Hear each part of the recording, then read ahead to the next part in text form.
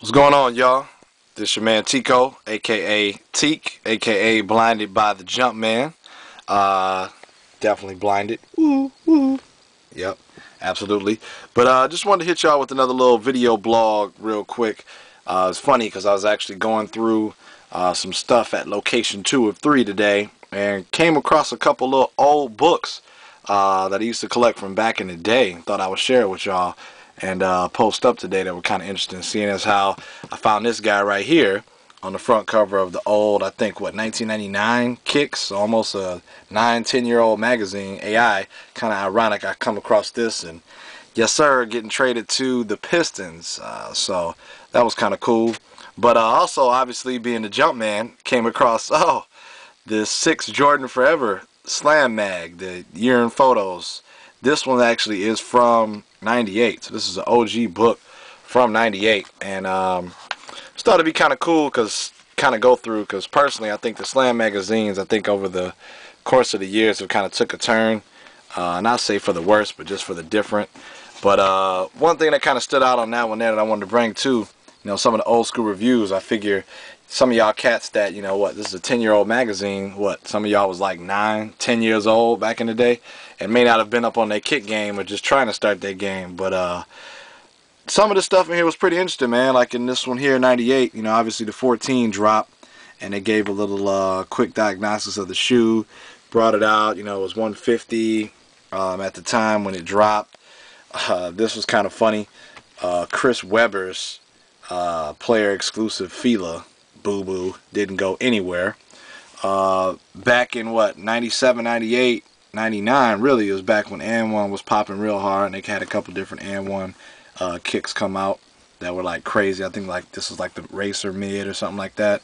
But then also like the Total Air Foam Posit Max, which still to this day a lot of heads try to get their hands on. Even back then, what, 10 years ago, she was still retail for like $170. So it's pretty expensive. But another thing I liked is that they had back then the player exclusives were actually player exclusives, and what I mean by that is that you can see the Jumpman Pro Quick Eddie Jones edition when he was rocking it with the Lakers with the EJ embroidered up top, which was kind of dope.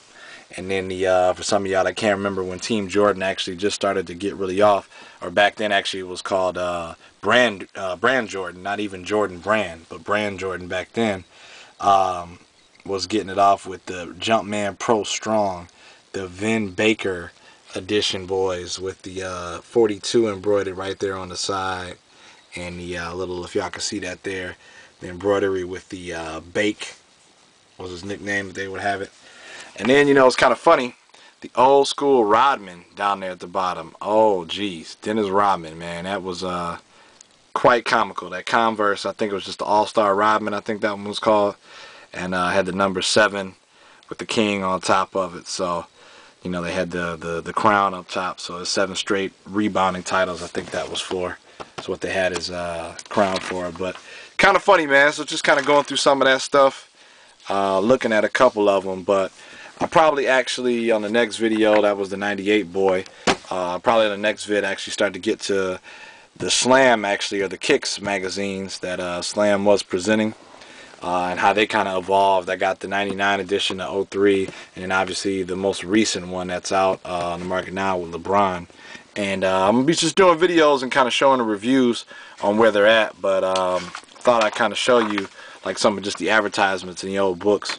It's funny, you got Ray Allen right here with the old Trunners that were on, and if y'all can remember when they first brought this Trunner out, this back piece right here on the heel, I think for the stores that carried them, Foot Locker, Foot Action, at the time back in the day, like 2 months out, they actually recalled that shoe. And the reason being is because that back piece, it's actually a metal plate in the back of that piece. And as cats were working out, the metal piece would come through the mesh and would be jabbing people in the back of their heel. So Jordan Brand actually recalled that about 2 months after it released, revised that same shoe and put another one out and replaced that back part with metal with just like a soft, I think it was like a gel cushion that was on the back of that, which was kind of interesting. So it's kind of funny going through that, going through the old school answer 3s right there, looking nice and pretty. Back in the day, white black colorway for Philly. That was probably one of the most comfortable Iversons that they brought out back in the day from Reebok, which was amazing comfortable. If you ever hooped in those bad boys, love it. What else is in this book? There's a couple other things that was just kind of funny. Obviously Mike there with another picture of the ones on the dunk contest. You know, they had Dr. J, and they would showcase like the Converse boys. It was real funny. I laughed again when I opened this book up and saw it. But Fila was trying to bring out, y'all remember Stackhouse's shoe? They called it the Fila Spaghetti. Oh boy, was that boo. Once again, nothing that ever took off again with Fila, and they market kind of fall off. This actually was really hilarious. This was Dada's shoe. And for y'all Nike heads out there, Dada took so much of a bite off the Nike Tune Air. It was ridiculous. I think when this shoe came out, this thing retailed for like $90 back in the day. Ended up going on clearance for like 20 bucks 6 months later. Dada, trash.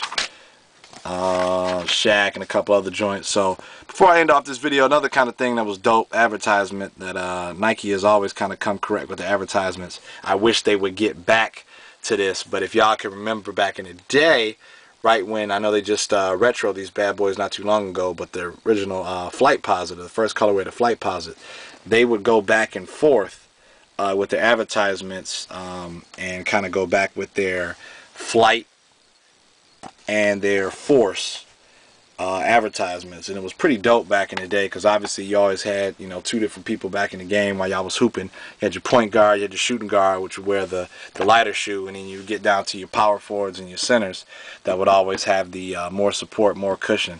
So back in the day, Nike used to run a little campaign doing with the Flight and the Force campaign, which I thought was pretty dope, and they always had cool advertisements. So Nike, I want y'all to bring that back, man. Bring it back. But yeah, man, I'll catch y'all on the next vid. We'll actually go through, kind of fast forward, you know, 3-4 years after the 98, 99 edition of Kicks, and kind of see where, like I said, it's progressed up until now.